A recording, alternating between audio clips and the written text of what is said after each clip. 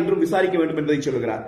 இது நடைபெற்றது உண்மை என்று சொன்னால் சட்டப்படியாக இவர்கள் மீது நடவடிக்கை எடுத்து உடனடியாக எப்படி சாத்தான்குள வழக்கிலே எந்த விதமான தயவுதாட்சணியும் இல்லாமல் தமிழ்நாட்டை அன்றைக்கு ஆண்டு கொண்டிருந்த புரட்சி தமிழர் எடப்பாடியார் அவர்கள் குற்றவாளிகள் காவல்துறை அதிகாரிகளாகவே இருந்தாலும் சட்டையை கழட்டிவிட்டு சிறையிலே போட்டு சரியான தண்டனையை வாங்கி கொடுத்தாரோ, இன்றைக்கு வரைக்கும் அவர்கள் வெளிவர முடியாத அளவிற்கு அவர்களுக்கு தண்டனை கொடுக்கப்பட்டிருக்கிறதோ, அதை போல ஆளுமை திறன் கொண்ட ஒருவர் முதலமைச்சராக இருந்தால் இவர்களுக்கும் தண்டனை கிடைக்கும் என்பதுதான் எல்லாரும் சொல்ல வருகிற செய்தி. அரசியலே உட்கார்ந்து கொண்டிருக்கிறவர் முதலமைச்சருக்கு கொஞ்சமாவது ஆளுமை திறன் இருந்தால், கொஞ்சமாவது அவர் பேசுகிற கருத்துரிமை அது இது என்று கதை விடுகிறார்கள் இல்லையா திமுக காரர்கள், அதிலே 10 விழுக்காடு உண்மையாவது இருந்தால் இந்த மனித உரிமை மீறலை நடத்தியவர்கள் மீது சிறை கைதியாக சென்றவர் ஜுடிஷியல் கஸ்டடியில் இருக்கிற ஒருத்தர் அடிக்கிறது என்பது ஜட்ஜை கேவலப்படுத்துற வேலை, சட்டத்தை கேவலப்படுத்துற வேலை. ஒரு ஜட்ஜ் உங்களை நம்பி அவரை கஸ்டடியில் கொடுத்திருக்கிறார், ஜுடிஷியல் நீதிமன்ற காவலிலே அவர் இருக்கிற போது அவர் கையை அடித்து உடைக்கிறீர்கள் என்று சொன்னால் நீதிபதியை பார்த்து நீங்கள் என்ன செய்து விடுவீர்கள் என்று நீங்கள் கேட்கிற கேள்வியாகத்தான் இது இருக்கிறது. எனவே இந்த கேள்விகளுக்கெல்லாம் விடையே இல்லை. எதற்காக நீங்க கோயம்புத்தூர்ல கொண்டு வந்து வழக்கு பதிவு பண்ணீங்க, அதை எப்படி மேஜிஸ்ட்ரேட் ஏற்றுக்கொண்டார் என்று அவர் ஒரு கேள்வி எழுப்புகிறார். அது ஒரு நியாயமான கேள்வி.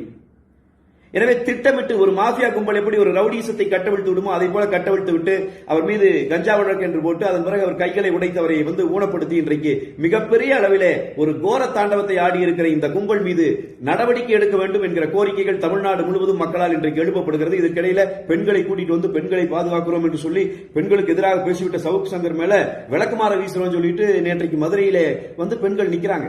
அப்படி ஒரு நூற்றுக்கணக்கான பெண்கள் கூட்டிட்டு வந்து நிறுத்திட்டாங்க. அந்த நிகழ்ச்சி அவங்க சவுக் சங்கனுடைய அந்த வாகனம் வருகிறது, காவல்துறை வாகனம் வருகிறது, அது மேல விளக்குமாற வீசுறாங்க. அந்த பெண்களிடம் போய் அதுக்கு பிறகு பாலிமர் தொலைக்காட்சியை சேர்ந்த செய்தியாளர் கேட்கிறார், அம்மா எதுக்காக வந்திருக்கீங்கன்னு. தெரியலீங்கிறாங்க. யாருமா சவுக் சங்கர், அவர் யாருனாலும் எங்களுக்கு தெரியாதுங்க, என்ன பேசினார், எதுக்கு கண்டிக்கிறீங்க, தெரியலீங்க.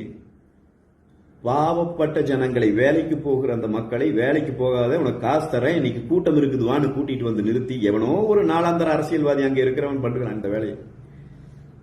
அவங்க என்னன்னே தெரியல விளக்குமாற வீசி விட்டுறாங்க. இதையே இங்க உட்காந்து இன்டலெக்சுவல் போர்வையில சில பேர் இதை ஆதரித்து பேசிக்கொண்டு இதை நாம கருத்துரிமைக்கு ஆதரவாக நின்னோம்னா நம்மளை வேணுமோ ஒரு கைகூலிகளை போல நம்ம எல்லாம் படம் பிடித்து காட்டிக்கொண்டு நம்மை அச்சுறுத்தி கொண்டு இந்த வேலையை செய்து கொண்டிருக்கிறார்கள். எனவே மீண்டும் மீண்டும் தமிழ்நாட்டில் மனித உரிமைகள் மறுக்கப்படுவது என்பது அம்பலப்படுகிறது. தொடர்ச்சியா பல லாக்அப் டெத், அதிலும் ஏப்ரல் மாதத்திலே மட்டும் 4 லாக்அப் டெத், 4 பேர் கொலை செய்யப்பட்டிருக்கிறார் வெளியே தெரிந்து. வாயை திறக்கல ஊடகங்கள். டெல்லியில என்ன நடக்குது, மத்திய பிரதேசம் என்ன நடக்குது விவாதம் பண்ணிட்டு இருக்காங்க. தமிழ்நாட்டில் என்ன நடக்குதுங்கிறத பத்தி பேச மாட்டேங்கிறாங்க. இவ்வளவு கொடுமையில மக்கள் துடித்துக் கொண்டிருக்கிற நேரத்தில் முதலமைச்சர் கொடைக்கானலில் இருந்து கொண்டிருக்கிறார். முதலமைச்சரினுடைய மகன் லண்டனிலே இருந்து சொகுசு வாழ்க்கை வாழ்ந்து அங்கே இருந்து படம் எடுத்து போட்டுக் கொண்டிருக்கிறார்.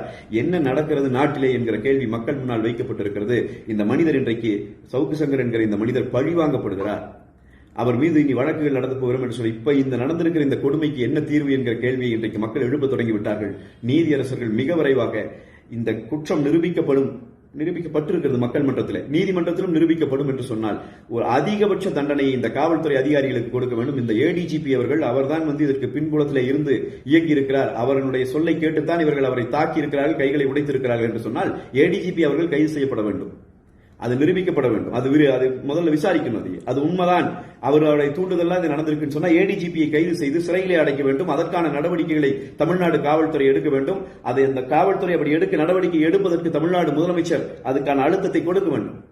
செய்யல அப்படின்னு சொன்னா இந்த நாட்டில் நடந்து கொண்டிருப்பது அது மக்களாட்சி அல்ல, சர்வாதிகார ஆட்சி. இந்தியாவில் எங்கும் இல்லாத அளவிற்கு, நான் மீண்டும் அழுத்தமாக சொல்கிறேன், எந்த மாநிலத்திலும் இல்லாத அளவிற்கு கருத்துரிமையை காலிலே போட்டு மிதித்து சாதாரண குடிமக்களை கொலை செய்வதற்கு துணிந்திருக்கிற ஒரு ராட்சச அரசாங்கம் இங்கே நடைபெறுகிறது என்பதுதான் நிரூபிக்கப்படும். எனவே நீதி கேட்டு நிற்கிற மக்களுக்கு நீதியை வழங்குவதற்கு இவர்கள் முன்வர வேண்டும் என்கிற கோரிக்கையை வைக்கிறேன். நன்றி, வணக்கம்.